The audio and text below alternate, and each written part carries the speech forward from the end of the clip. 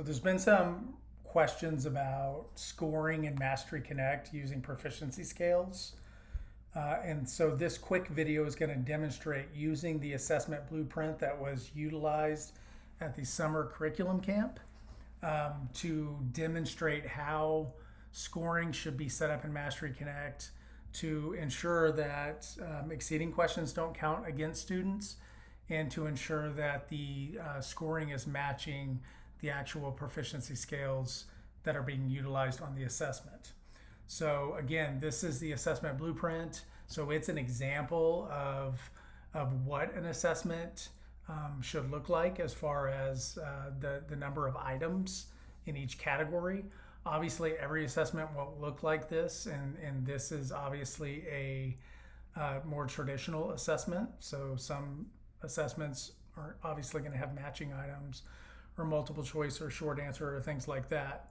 But the point of this video is really just to demonstrate how scoring should be set up regardless of what the assessment looks like to ensure that what we get out of the system is what we intend to get out of it.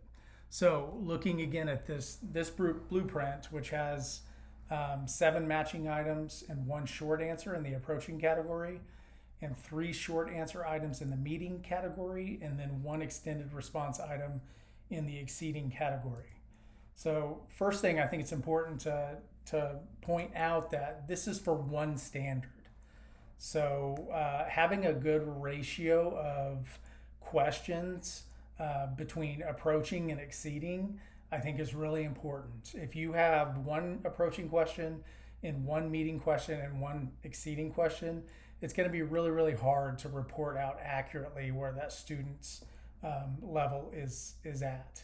So again, this is for one standard. So using a traditional assessment like we've done in the past, you know, if you're testing 5 standards on one assessment, you're going to have a pretty big assessment. So I just wanted to point that out before we move forward with this. So looking at this for one standard, we have those 7 matching items and 1 short answer. If we assign 1 point each to those, then we have a total of 8 points in the approaching category. If we take the 3 short answers in the meeting category and we assign those 2 points each, then we get 6 points total for the meeting category. And then we take that 1 exceeding question, we assign 3 points to it, and that gives us a total of 3 points for exceeding. So this is where the really important part comes in. When the department head or whoever the designee is for entering these assessments in Mastery Connect, when they enter those assessments, they have to identify a cut score to determine where a student scores on a particular assessment. So in this case, we have a total here of 17 points for this one standard. So we're going to have to identify, you know, at what point level is the student approaching, at what point level are they meeting, and at what point level are they exceeding. So I think it's pretty simple. This actually makes it easier than it was in the past. So we know we have 8 points available for approaching. So we know that anything 8 points or below is going to be either approaching or emerging. So you really have to determine what is that low limit that you would still consider to be approaching for a student. So here I did emerging would be 0 to 5 points. We would consider that student to be emerging. Approaching, we would have between 6 and 8 points. And for meeting, we would have between 9 and 14 points. And then for exceeding, we would have 15 to 17 points. So with this breakdown, if a student gets all of the approaching questions correct and gets all of the meeting questions correct, they cannot score in the exceeding category.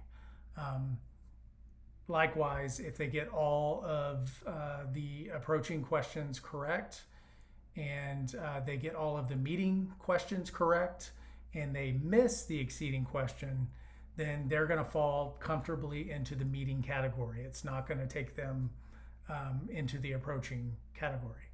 So looking at how this looks in Mastery Connect itself, and not everybody watching this enters assessments in Mastery Connect, but this kind of just gives everybody a view of what it looks like. So this is that exact same assessment that I've already put in here for my one standard.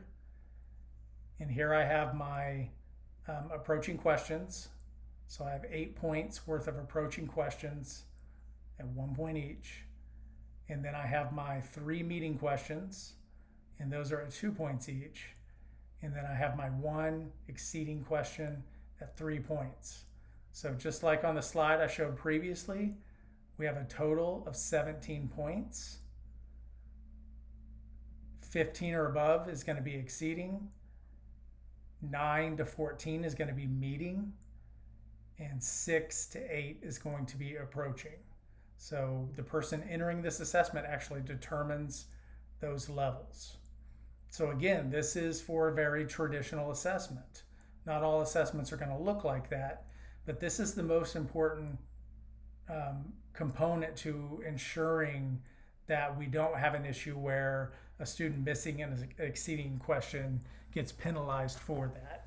Or if a student can miss all of the approaching questions and get the exceeding question correct, and they're not going to be showing as exceeding because of that.